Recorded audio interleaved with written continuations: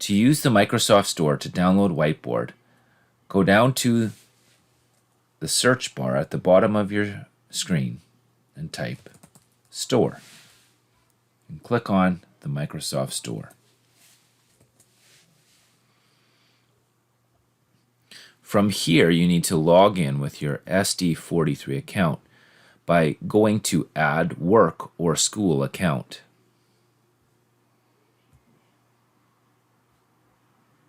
Enter your school district username and password.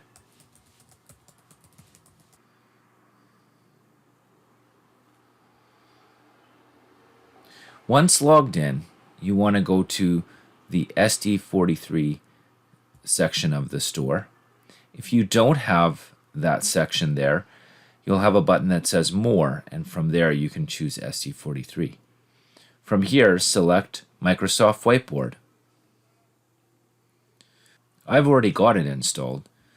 You can press the Install button in order to install it.